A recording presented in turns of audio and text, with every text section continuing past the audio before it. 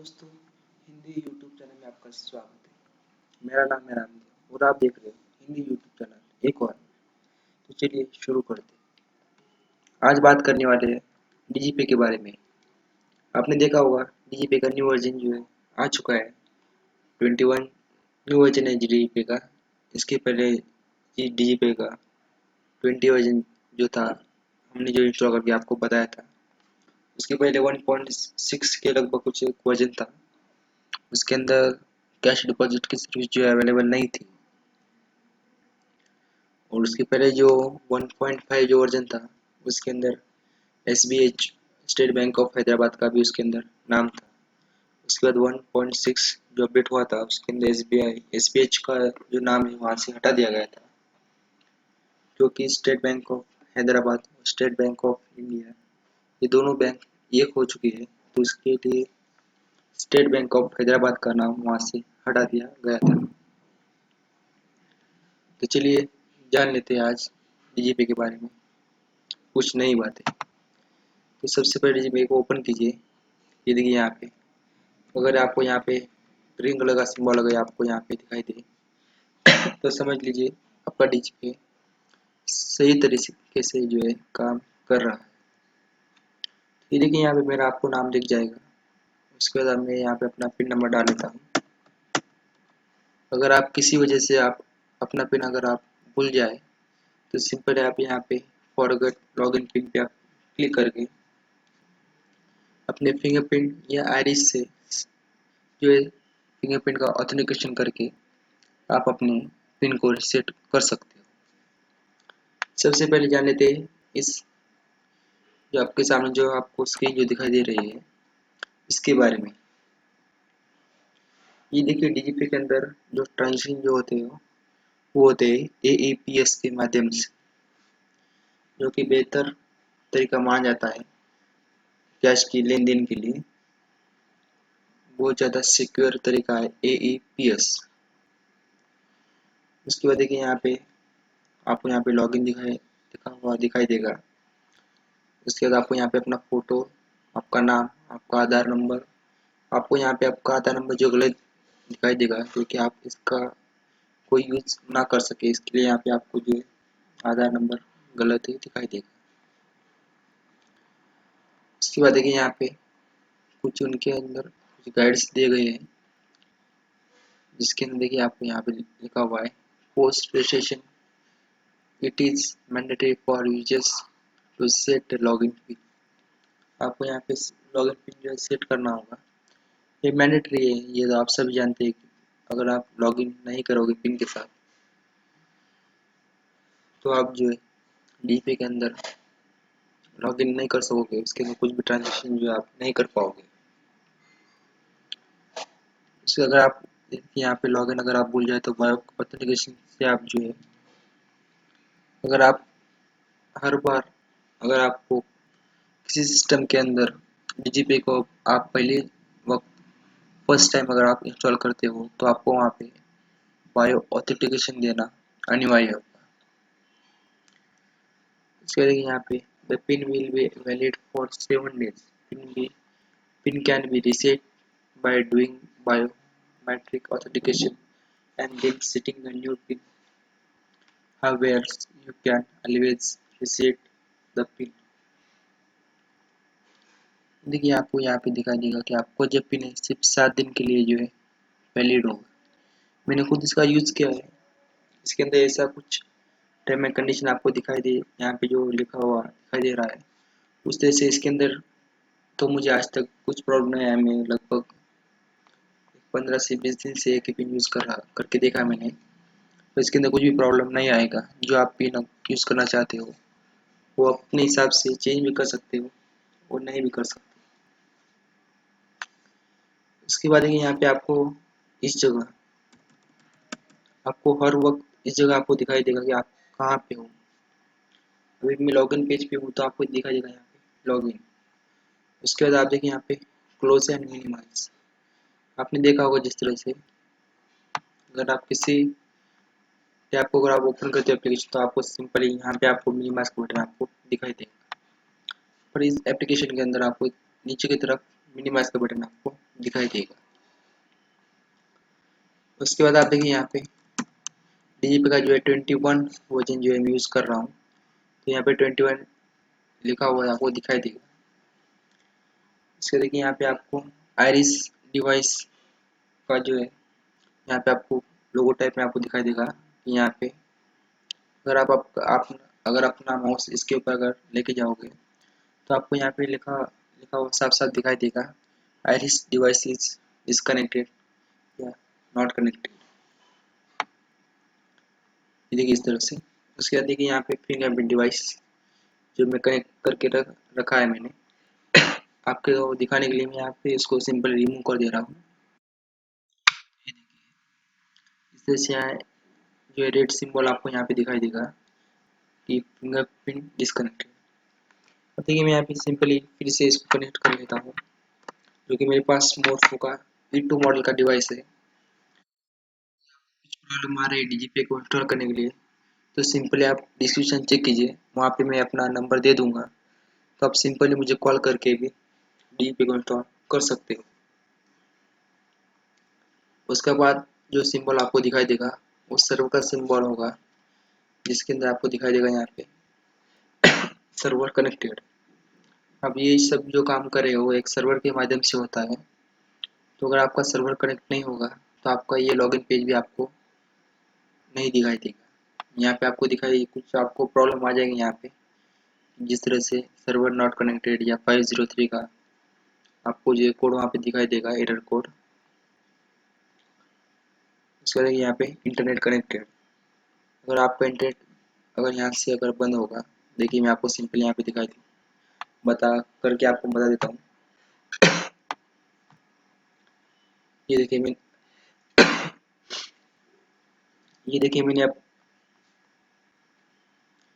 अपना internet connection जो है ऑफ कर दिया था। तो देखिए यहाँ पे लिखा हुआ आपको दिखाई देगा इंटरनेट नॉट कनेक्टेड। तो हम ट्राई करते हैं कि अगर आपके पास इंटरनेट अवेलेबल नहीं होगा तो आप क्या इसके अंदर लॉगिन कर सकते हो। तो इसके लिए मैं यहाँ पे सिंपली अपना इंटरनेट कनेक्शन बंद करके इसको लॉगिन करने की कोशिश करता हूँ।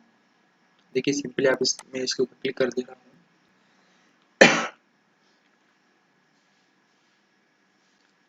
आप देख सकते हैं इसके अंदर प्रोसेस हो रहा है। आपको इसके अंदर 180 सेकंड आपको यहाँ पे दिया जाएगा, जिस तरह से आप देख सकते हो लगभग 3 मिनट का आपको समय यहाँ पे दिया जाएगा।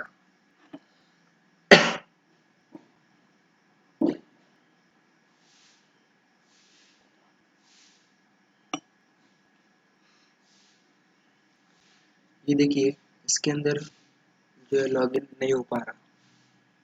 देखिए हम वेट कर रहे हैं इसका, हम पूरा इसका टाइम जो है पूरा होने तक इसका वेट करेंगे। तब तक जान लेते हैं अपने यूट्यूब चैनल के बारे में। आपको कुछ अपने यूट्यूब चैनल के बारे में जानकारी दे देता हूँ। तो अगर आपने अभी तक मेरे हिंदी यूट्यूब चैनल को सब्सक्राइब नहीं किया तो आप सिंपली मेरे यूट्यूब चैनल को सब्सक्राइब कर सकते हो, जिसकी वजह से आपको लेटेस्ट अपडेट आपको मिलते रहेंगे।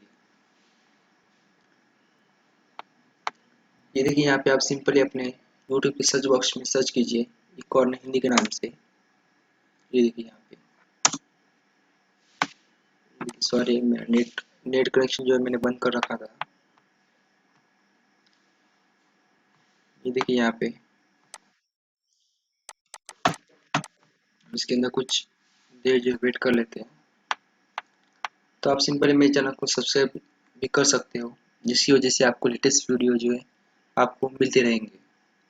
इसके अलावा आपको कोई भी अगर सीसी के बारे में कोई प्रॉब्लम अगर हो आपके, तो आप सिंपली मुझे कॉल कर सकते हो, उसके बारे में आपको सोल्यूशन दे दूंगा। अगर आपके सिस्टम में ईकेवाईसी का प्रॉब्लम अगर आ रहा है तो भी मैं सॉल्व करके आपको दे दूंगा।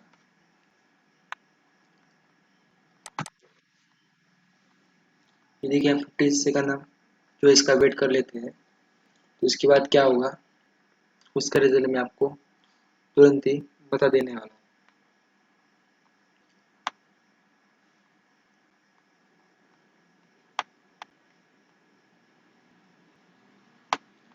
उससे पहले हम बात कर लेते हैं हमारे डीजीमेल के अंदर कुछ हमें जो है मेल प्राप्त हुआ था, जो कि कैश डिपॉजिट के अंदर कुछ हमारे इंस्ट्रक्शन हमें हमारे जो सीएससी की तरफ से मिला है हमें नोटिफिकेशन। उसके अंदर मैं आपको कुछ पढ़ के दिखा देता हूँ कि उसके अंदर क्या क्या ऑप्शन थे, क्या क्या उसके अंदर टर्म एंड कंडीशन थे।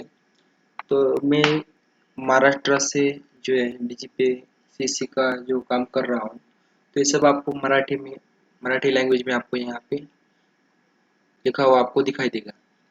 तो मैं सिंपली इसको हिंदी में आपको समझा देता हूँ कि यहाँ पे लिखा हुआ है कि डीजीपे का 2.1 जो वर्जन था वो शुरू हो चुका है।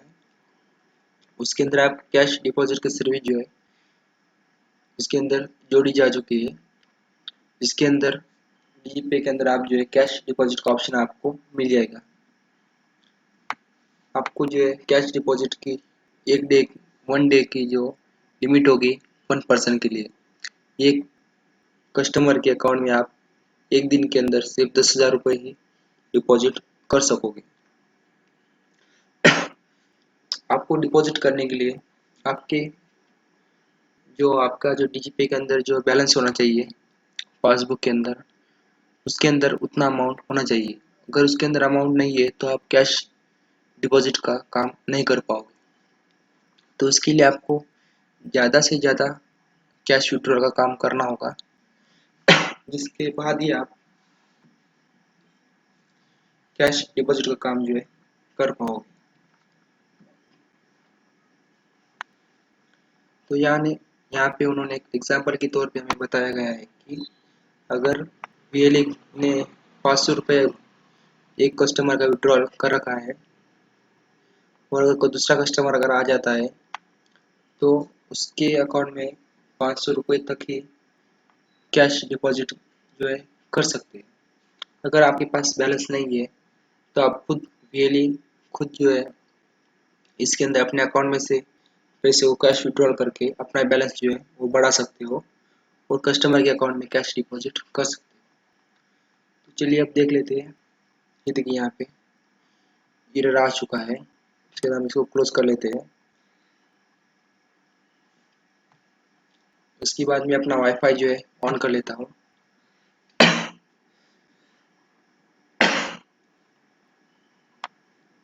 ये देखिए यहाँ पे मेरा जो इंटरनेट कनेक्शन जो है कनेक्ट हो चुका है। तो सिंपल मैं इसको दोबारा से लॉगिन कर लेता हूँ। तो ये देखिए इस तरह से जो मेरा डीजी पेज ओपन हो चुका है। यहाँ पे कुछ इंपॉर्टेंट यहाँ पे इंस्ट्रक्शन जो है आ चुके हैं, जिसके अंदर लिखा हुआ है important dot net version 4.6 upgrade. Dear users, please upgrade the dot net frame network to version 4.6 on your system to avoid any security breach on your machines. It is mandatory to upgrade the same by 19 September 2017।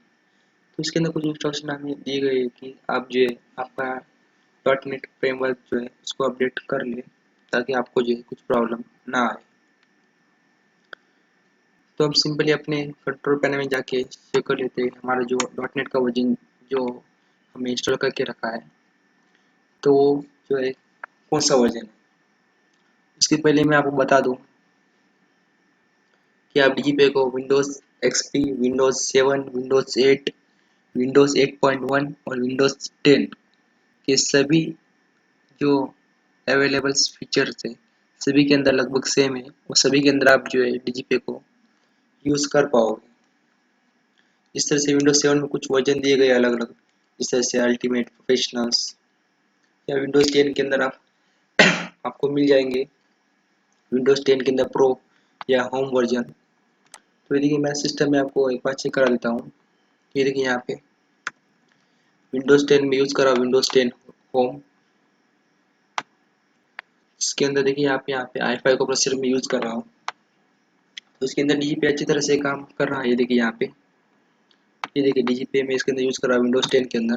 तो बहुत सारे really भाई को मुझे call मिली है जिसके अंदर ये बताया गया था कि विंडोज 10 के अंदर जो है डीजीपी काम नहीं कर रहा। अगर किसी बंदे का डीजीपे विंडोज 10 के अंदर काम नहीं कर रहा तो सिंपली मुझे वो कॉल कर सकता है, मुझसे कांटेक्ट कर सकता है। आपको मैं नंबर प्रोवाइड कर दूंगा डिस्क्रिप्शन में, आप सिंपली वहाँ से व्हाट्सएप पे भी मुझे एसएमएस डाल सकते हो या मुझे कॉल भी कर सकते हो। तो हम चेक कर लेते हैं डीजीपे के अंदर डॉट नेट का कौन सा वर्जन हमने इंस्टॉल कर रखा है। तो आप सिंपली प्रोग्राम्स एंड फीचर्स के ऊपर क्लिक कीजिए। ये देखिए हमें C++ तो हम इंस्टॉल करके रखा है। इसके अंदर हमें डॉट नेट जो है अवेलेबल नहीं दिख रहा, तो भी हमारा डीजीपे जो है अच्छी तरह से काम कर रहा है। तो हम सिंपल यहाँ से डॉट नेट को इंस्टॉल कर लेते हैं ताकि हमें प्रॉब्लम ना आए। तो आप सिंपल यहाँ पे CSC क्लाउड से भी रजिस्टर डॉट csccloud.in/dgp इस वेबसाइट के ऊपर जाके आप जो डीजीपे को इंस्टॉल कर सकते हो। इसके अंदर जो भी नए नए वर्जन इसके अंदर मिल रहे हैं आपको, सबको आप डाउनलोड कर सकते हो। देखिए यहाँ पे डॉट नेट का जो वर्जन है फ्रेमवर्क का, वो यहाँ पे 4.0 यहाँ पे आपको लिखा हुआ दिखाई देगा। तो अभी तक वेबसाइट के ऊपर भी ये जो अपडेट जो है अभी तक इन्होंने डाला नहीं है। तो डालने के बाद आप सिंपली इसको इंस्टॉल कर सकते हैं। उसके बाद हम बात करते हैं कुछ फीचर्स के बारे में। आप देख सकते हैं यहाँ पे सबसे ऊपर होम। आप सिर्फ इतना ध्यान रखिए, आप जिस टैब के अंदर आप काम कर रहे हो तो आपको वो टैब यहाँ पे दिखाई देगा। यहाँ इस जगह पे अगर मान लीजिए आप अगर मैं विड्रॉल कर रहा हूँ किसी कस्टमर का तो आपको यहाँ पे विड्रॉल दिखाई देगा। अगर डिपॉजिट कर रहा हूँ तो आपको यहाँ पे डिपॉजिट लिखा हुआ दिखाई देगा। अगर मैं कर रहा हूँ बैलेंस इंक्वायरी तो आपको यहाँ पे बैलेंस इंक्वायरी का नाम आपको दिखाई देगा। तो देखिए यहाँ पे कुछ इंस्ट्रक्शन भी हमें यहाँ पे दिए गए हैं, आप देख सकते हैं यहाँ पे आपको देखिए आपको यहाँ पे लिखा हुआ दिखाई देगा select the bank name from the drop down menu.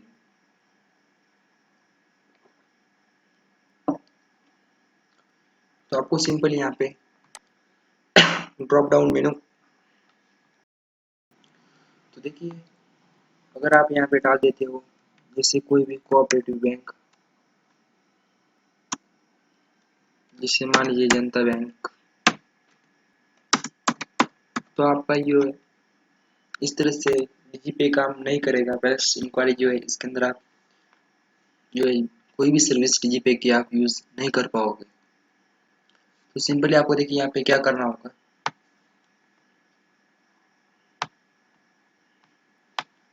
देखिए आपको सिंपल यहाँ पे ड्रॉप डाउन जो इनका मेनू है, सिंपल आपको इसको उसके पर आपको क्लिक करना होगा। इसके बाद आपको यहाँ पे सेलेक्ट करना होगा कोई भी बैंक, जैसे मान लीजिए HDFC बैंक में यहाँ पे सेलेक्ट कर रहा हूँ। तो आपको सिंपल इसके ऊपर क्लिक करना होगा। ये देखिए इस तरह से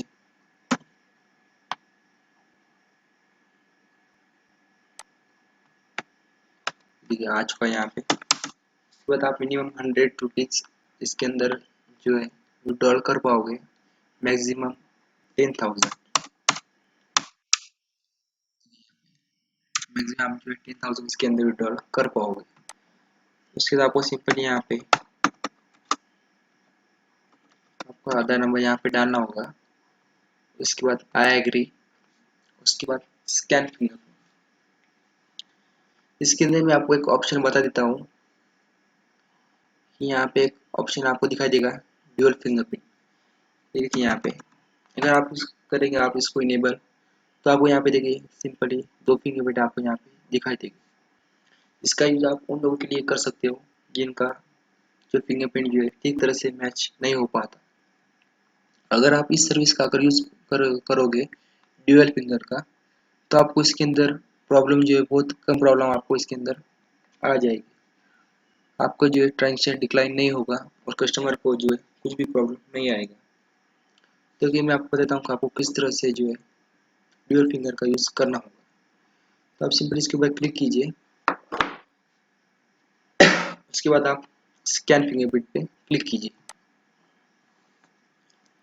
सिंपली मैं अपना फिंगरप्रिंट इसके अंदर स्कैन कर रहा हूँ। देखिए यहाँ पे जब इसके अंदर ग्रीन सिंबल अगर यहाँ पे आ जाए तो आपको दोबारा से स्कैन फिंगरप्रिंट पे क्लिक करना होगा। उसके बाद कस्टमर का दूसरा फिंगरप्रिंट आप ले सकते हो। उसके बाद देखिए यहाँ पे रिक्वेस्ट अंडर प्रोसेस। तो ये कुछ सेकंड्स 180 सेकंड्स मतलब लगभग 3 मिनट जो इनका टाइम है मैक्सिमम। तो इसके अंदर ही आपका ट्रांजेक्शन जो है हो जाता है। देखिए यहाँ पे आपको ऑप्शन दिखाई देगा इस तरह से, ट्रांजेक्शन डिक्लाइन। उसका एरर कोड है रिस्पॉन्स कोड U3। यहाँ पे आपको लिखा हुआ दिखाई देगा AEPS message biometric data did not match. तो ये कि मेरा बायोमेट्रिक डाटा जो है मैच नहीं हुआ क्योंकि मैंने अपना फिंगरप्रिंट जो है इसके अंदर यूज़ नहीं किया। तो आपको यहाँ से simply biometric data did not match का यहाँ पे ऑप्शन आपको दिखाई देगा। उसके बाद देखिए यहाँ पे सिंपली मैं अपना फिर से आपको कुछ प्रॉब्लम यहाँ पे दिखा दे रहा हूँ आपको, ताकि आपको समझ में आए कि एरर कोड जो है क्या होता है। देखिए मैं अपना सिंगल फिंगरप्रिंट का यूज़ कर रहा हूँ। देखिए यहाँ पे इस तरह से मैंने अपना फिंगरप्रिंट यहाँ पे जो है लगा रखा है। उसके बाद ये आपको यही प्रॉब्लम अगर आ रहा है तो आपको फिर से एक बार बता देता हूँ किस तरह से आपको जो है इसके अंदर प्रॉब्लम नहीं आएगा। सबसे पहले मैं आपको एक बात बता दूं कि मेरा जो खाता है HDFC बैंक में नहीं है। तो आपको इसके अंदर क्या क्या प्रॉब्लम आ सकते हैं, इसलिए मैं आपको HDFC बैंक का जो है नाम इसके अंदर ले रहा।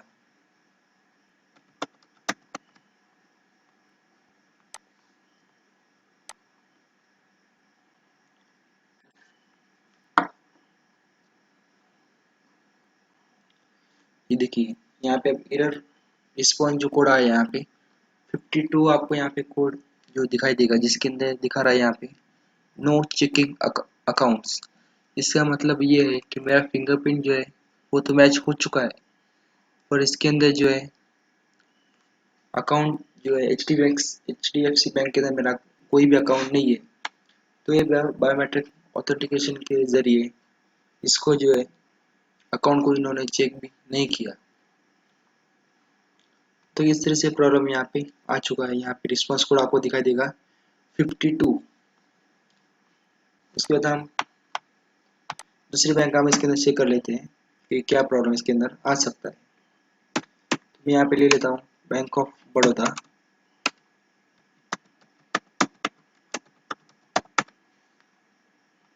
इसका सिंगल फिंगरप्रिंट का यूज कर रहा हूँ मैं सिंपली।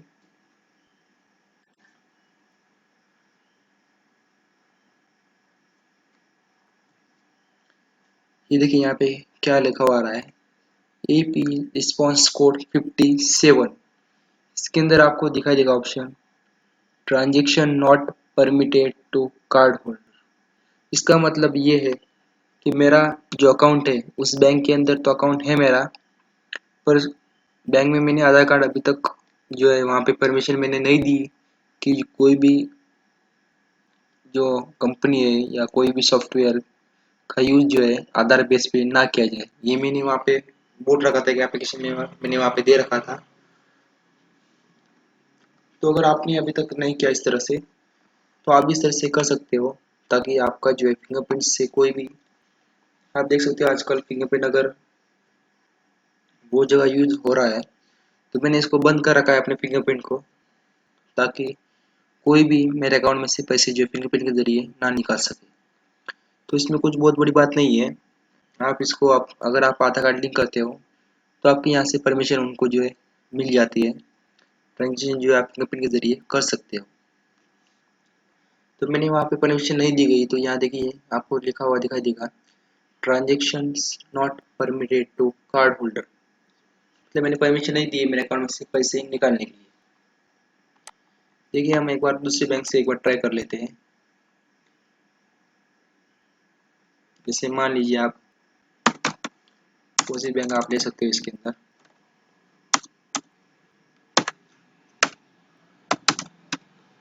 मैं आपको इसे डेमो दिखा रहा हूँ, इसके अंदर मेरा अकाउंट जो है नहीं है।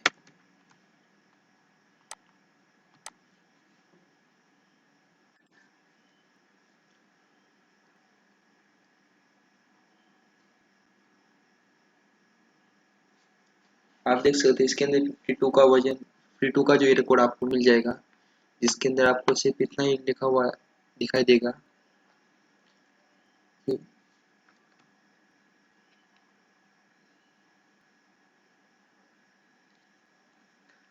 कुछ देर वेट कीजिए। तो आपको आप एक वीएलई भाई है, आपको एक मालूम होना चाहिए कि एरर कोड जो है क्या रहा है। ये देखिए यहाँ पे 91 का एरर कोड आ चुका है, जिसके अंदर इशू इज इनोवेटिव, मतलब यहाँ पे ये इशू आ चुका है इसके अंदर कि यहाँ से जो है ऑथेंटिकेशन जो है ठीक तरह से नहीं हुआ। तो इसके अंदर इशू आ रहा है इनऑपरेटिव। तो ये देखिए आपको ये मालूम होना चाहिए कि एरर कोड जो है कितनी टाइप के एरर कोड आपको मिल जाते हैं, कितनी तरह के डिक्लाइन कोड जो है होते हैं इसके अंदर, क्या क्या प्रॉब्लम इसके अंदर आपको जो है आ सकती है, कि उसका सॉल्यूशन क्या होगा, आप किस तरह से पता करेंगे कि कस्टमर ने बैंक के अंदर आधार कार्ड दे रखा है या नहीं दे रखा, या बैंक में अकाउंट है या नहीं है उसका। जिस तरह से बहुत सारे कस्टमर जो होते हैं, एक बार मैं आपको बता दूं कि बहुत जो इम्पोर्टेंट मैं आपको बात बताने जा रहा हूँ, आप उसको थोड़ा गौर से सुनिए। कि बहुत सारे कस्टमर को मालूम नहीं होता कि उनकी जो बैंक हो जो कौन सी बैंक है। जिस तरह से मान लीजिए आप, और आप सभी को मालूम ही होगा, स्टेट बैंक ऑफ इंडिया, जिसे हम भारतीय स्टेट बैंक बोलते हैं, इंडिया बैंक बोलते हैं, तो उसी बैंक के नाम से एक नई बैंक अभी जो शुरू हो चुकी है, जिसका नाम है बैंक ऑफ इंडिया, BOI।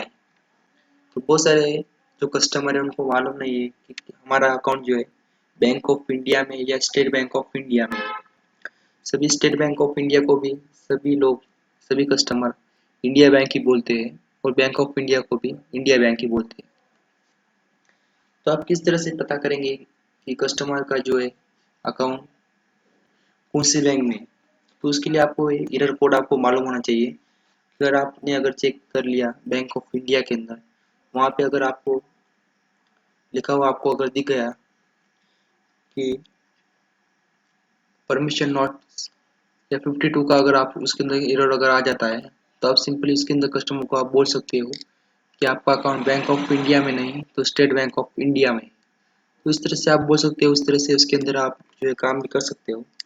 इसके अंदर आप देख सकते हो आपको लगभग दोनों दोनों जो बैंक आए हो, स्टेट बैंक ऑफ इंडिया, देखिए यहाँ पे स्टेट बैंक ऑफ इंडिया आपको यहाँ पे मिल जाएगी।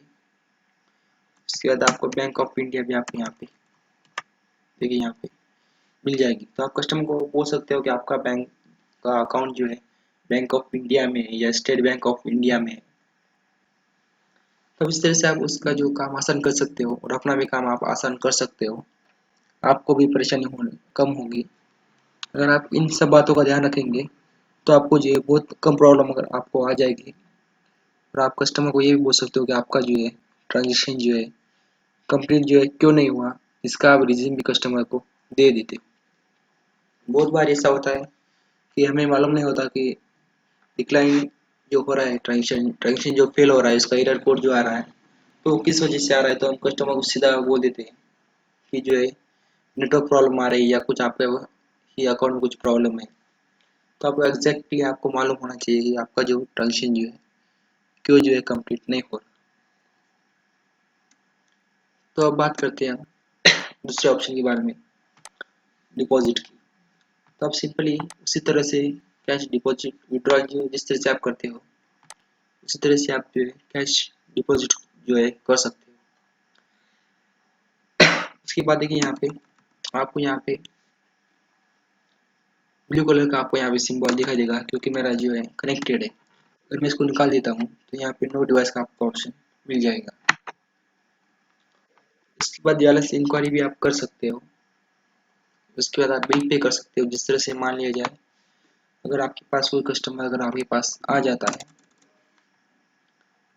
उसने अगर आपके पास सिंपली 2 रुपए की अगर फोटो कॉपी उसने निकाल रखी है, तो आप उससे नॉर्मल यहाँ पे उसका बैंक का नाम सेलेक्ट करके, जिस तरह से मान लीजिए जाए स्टेट बैंक ऑफ इंडिया में SBI का उसका अकाउंट है कस्टमर का, तो आप सिंपली यहाँ पे ₹1.30 पैसे में निकालने की कोशिश कर रहा हूँ। यहाँ पे आप सिंपली यहाँ पे लिख सकते हो जेरॉक्स कस्टमर का। आप यहाँ पे आधार नंबर ले सकते हो। उसके बाद ऑथेंटिकेशन करने के बाद आप देख सकते हो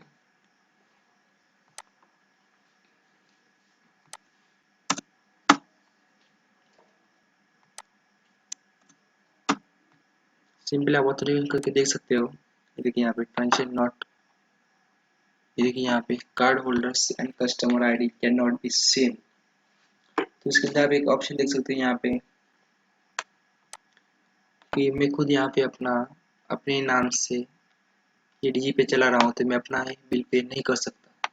इसके अंदर मैं आपको एक बात और बता दूं कि विड्रॉल और डिपॉजिट के अंदर आप अपना ही अकाउंट को यूज कर सकते हो डिपॉजिट या विड्रॉल करने के लिए। ये बहुत अच्छी बात है इसके अंदर। विड्रॉल तो आप अपने अकाउंट से कर सकते हो, उसके साथ डिपॉजिट भी कर सकते हो। अगर आप डिपॉजिट का अगर यूज करते हो तो बहुत अच्छी बात है। इसके अंदर आपको जो अकाउंट में तुरंत पैसे जो है पहुंच जाते हैं। अगर आपने देखा होगा डीजीपे का अगर आप यूज करते हो, विड्रॉल अगर आपने किया, तो आपको 2 दिन लग जाते हैं आपके अकाउंट में पैसे आते आते, 2 दिन आपके चले जाते हैं। तो आप सिंपली यहाँ पे अपने डिपॉजिट अगर ऑप्शन आप चूज कर लेते हो, तो उसके अंदर आप देख सकते हो, इसके अंदर आप जो है अपना डिपॉजिट जो है तुरंत अपने अकाउंट में पा सकते हो। ये बहुत अच्छी बात है। इसके अंदर देख सकते हो, इसके अंदर मैं स्कैन कर रहा हूँ अपना फिंगरप्रिंट, जो कि मेरा फिंगरप्रिंट नहीं है। आप इसके अंदर देख सकते हो, आपको यहाँ पे कोड एक दिखाई देगा 15 आपको 57 या 59 कोड आपको यहाँ पे दिखाई देगा, जिसके अंदर दिखाई देगा ये देखिए यहाँ पे इनसफिशिएंट डीजीपी बैलेंस, क्योंकि यहाँ पे आपको कोड दिखाई देगा, ये नहीं इनसफिशिएंट डीजीपी बैलेंस। तो ये देखिए आपको बताता हूँ आपको बैलेंस आपको कहाँ पे दिखाई देगा। तो आप सिंपल यहाँ पे पासबुक पे क्लिक कीजिए। उसके बाद ट्रांजेक्शन समरी भी आप क्लिक कर सकते हैं। उसके बाद आप कर सकते हैं इसको गो। ये देखिए मेरे पास सिर्फ ₹100 बैलेंस अवेलेबल है। अगर आप इसके अंदर विड्रॉल करते हो कस्टमर का, तो आपको देखिए इस तरह से आपको यहाँ पे ऑप्शन दिखाई देगा। अगर आप करते हो डिपॉजिट, तो आपको आपका जो अमाउंट है वो माइनस हो जाएगा। उसके बाद आपको यहाँ पे बैलेंस दिखाई देगा ₹100। तो मेरे पास ₹100 है, तो मैं ₹100 डिपॉजिट नहीं कर सकता। आपको इसके अंदर मिनिमम बैलेंस जो है ₹100 आपको इसके अंदर रखना ही होगा। उसके बाद ही आप डिपॉजिट जो है यूज कर सकते हो। अगर आप चाहते हो कि ₹100 आपको आपके अकाउंट में दिए जाए, तो आप सिंपली यहाँ पे पे आउट रिक्वेस्ट यहाँ पे डाल सकते हो। उसके बाद आप अमाउंट डाल सकते हो। उसके बाद आप रिमार्क डाल सकते हो अगर आप डालना चाहो तो। उसके बाद आप सिंपली यहाँ पे सबमिट कर दीजिए। ये देखिए इस तरह से रिक्वेस्ट चली जाएगी। और आप इसके अंदर ₹100 जो आप नहीं निकाल सकते, ₹100 इसके अंदर आपको रखना ही रखना। तो इस तरह से आप देखिए यहाँ पे आप इसका स्कैन लेजर का यूज करके अपने लेटेस्ट ट्रांजेक्शन का जो है इसके अंदर समरी आप पा सकते हो।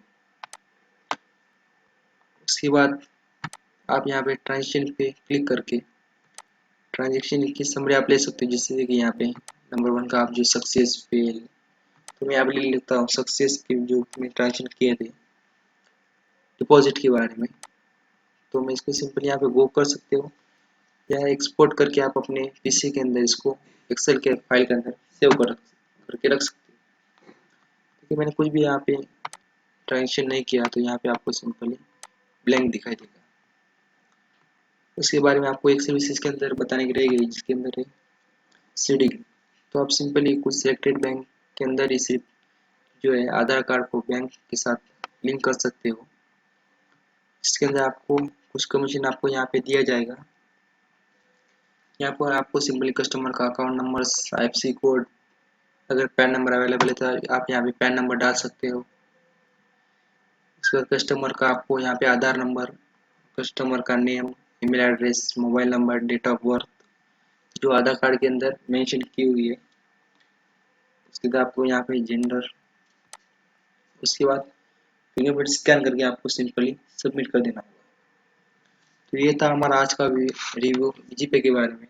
आपको ये कैसा लगा? इसके अंदर आपको कुछ प्रॉब्लम अगर आ जाए तो सिंपली मुझे कॉल कर सकते हो, और मेरे चैनल को सब्सक्राइब कर लीजिए। अगर आपको मेरा वीडियो अच्छा लगे तो लाइक और शेयर करना ना भूलें। जय हिंद।